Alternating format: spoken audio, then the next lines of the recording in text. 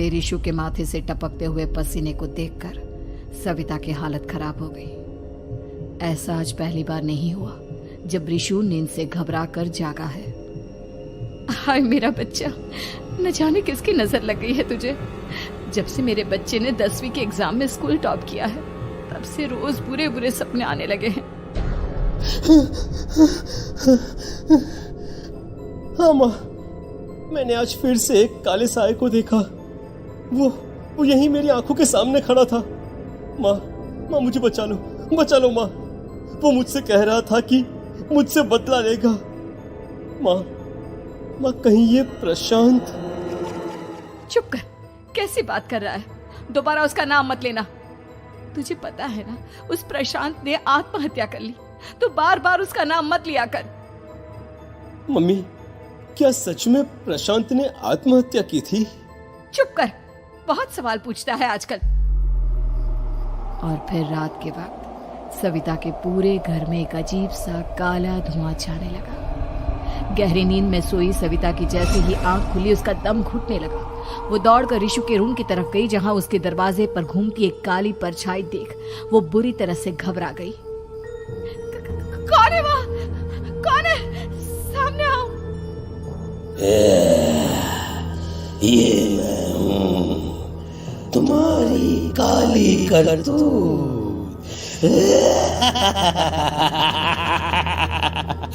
और अब मैं तुम्हारे बेटे को ले जाने आया हूँ। नहीं, मेरे बच्चे को छोड़ दो प्लीज। मेरे ऋषु को कुछ मत करना। वो परछाई ऋषु के कमरे में घुस जाती है। सविता भी उसके पीछे पीछे दौड़ कर जाती है और देखती है कि अब वो साया साफ नजर आ रहा था। वो सर से पैर तक खून में सना हुआ था और उसके शरीर के सारे अंग कटे फटे हैं। क्या चाहिए तुम्हें? तुम जो बोलोगे मैं करूंगी, लेकिन मेरे ऋषु को छोड़ दो। उस परछाई ने ऋषु को गर्दन से पकड़कर दीवार के सहारे हवा में उछाल दिया। ऋषु जोर जोर से चिल्लाने लगा। माँ बचाओ मुझे, बचा लो माँ। ये मुझे मार डालेगा। माँ मुझे बचा लो माँ। नहीं ऐसा मत करो। मुझे मार दो लेकिन मेरे बच्चे को छोड़ दो। मैं तुम्हारे आगे हाथ जोड़ती हूँ।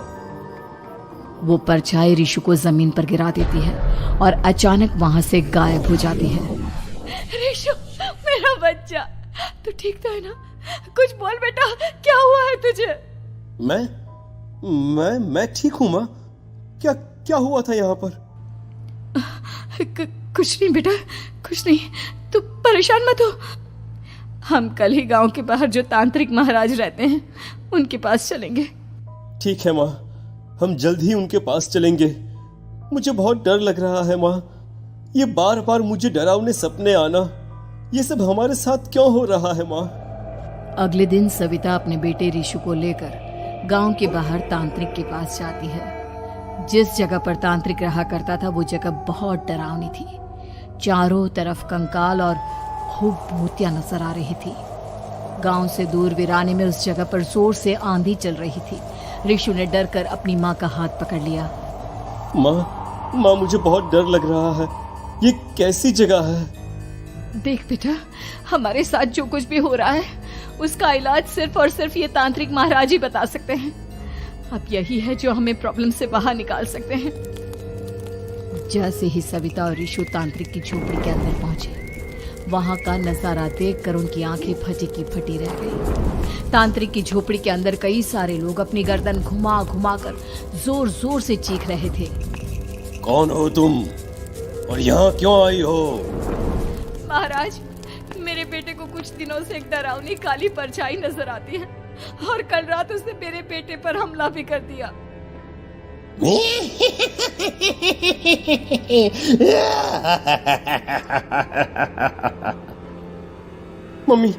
मम्मी हमें यहाँ से चलना चाहिए। ये जगह मुझे ठीक नहीं लगती। नहीं बेटा, ऐसा नहीं कहते। रुक जाओ, 2 मिनट के लिए रुक जाओ। क्या कहा? काली परछाई? तुम्हारे बेटे पर किसी काली परछाई ने हमला किया? हाँ महाराज, वो कह रही थी कि वो मेरे बेटे को कुछ कर देगी।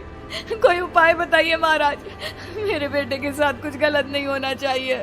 तुमने किसी दूसरे के साथ गलत किया है तो तुम्हारे साथ भी गलत होकर ही रहेगा। तुमने किसी की जान ली है, किसी को मार डाला है तुमने। नहीं महाराज, मैंने ऐसा कुछ नहीं किया। मैंने किसी की जान नहीं ली। मुझे कोई उपाय बताइए। लगता है तुम इतनी आसानी से नहीं मानोगी। मैं तुम्हें अभी उस काली परछाई से मिलवा देता हूँ और वही सारा सच तुम्हारे सामने लेकर आएगा। सविता और ऋषु ने डर के मारे अपनी आंखें बंद कर ली। तभी अचानक तांत्रिक की झोपड़ी में अजीबोगरीब आवाजें गूंजने लगी। सविता और ऋषु बुरी तरह से कांप रहे थे। आंखें खोलो और अपने सामने देखो। क्या यही है वो जिससे तुम कल रात को मिली थी? बताओ मुझे। हाँ, इसने कल रात मेरे बेटे के ऊपर हमला किया था। ये उसी लड़के की भटकती हुई आत्मा है जिसे कुछ दिन पहले तुमने मार डाला था। मम्मी ये महाराज क्या कह रहे हैं? क्या सच में आपने किसी की जान ली है, किसी को मार डाला है? अगर हाँ तो बताइए ना मम्मी, किसको मारा है आपने? किसको?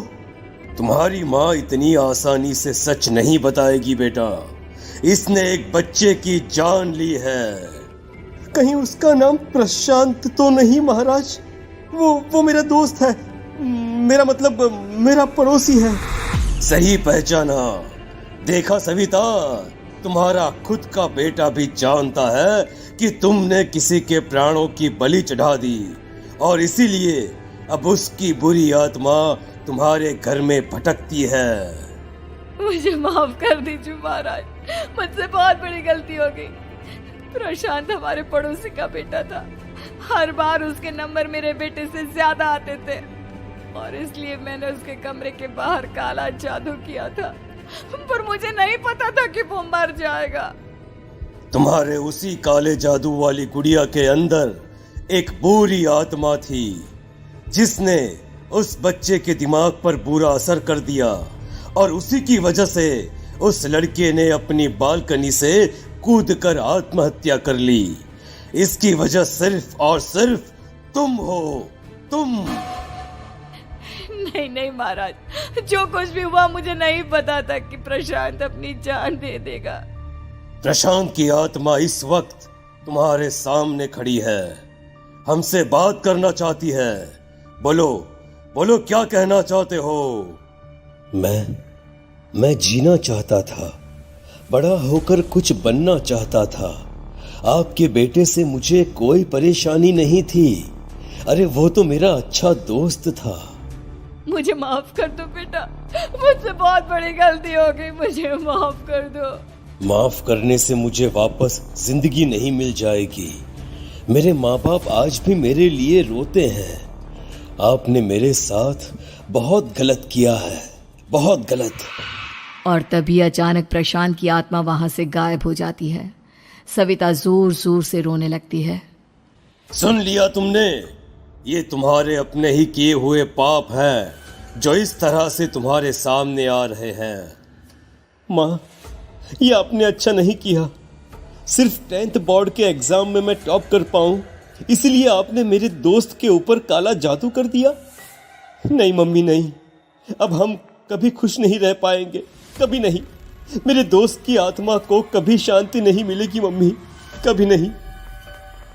लेकिन मैंने जो कुछ भी किया सिर्फ तुम्हारे लिए किया।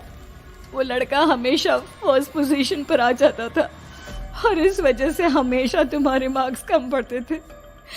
मैंने तो सिर्फ उस पर एक छोटा सा काला जादू किया था बेटा। मुझे क्या पता था कि उसका ये नतीजा निकलेगा। जिस गुड़िया को तुमने उस लड़के के कमरे के दरवाजे पर लगाया था, दरअसल उसके अंदर एक बुरी आत्मा का प्रवेश हो गया था, जैसा कि अक्सर काला जादू करते समय हो जाता है।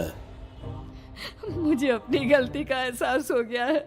मैं प्रायश्चित करना चाहती हूँ। आप बताइए मैं क्या करूँ? प्रशांत के घर जाकर उस काली गुड़िया को वहां से निकालकर यहाँ लेकर आओ। मैं उसे आग में जलाकर राख कर दूंगा और उसके बाद प्रशांत की आत्मा को हमेशा के लिए मुक्ति मिल जाएगी। अगली रात सविता चुपचाप अपने पड़ोसी प्रशांत के घर जाती है।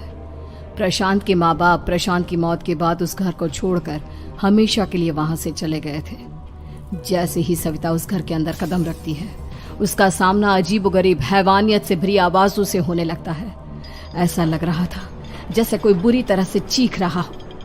सविता जैसे ही प्रशांत के कमरे के बाहर पहुंचती है, वहां पर लटकी हुई गुड़िया के शरीर से खून टपकने लगता है। ये क्या हो रहा है? इस गुड़िया के शरीर से खून क्यों टपक रहा है? सविता हिम्मत करते हुए उस गुड़िया को वहां से उतारने की कोशिश करती है, लेकिन तभी अचानक से बहुत भयानक दिखने वाली औरत उसकी आंखों के सामने आकर खड़ी हो जाती है।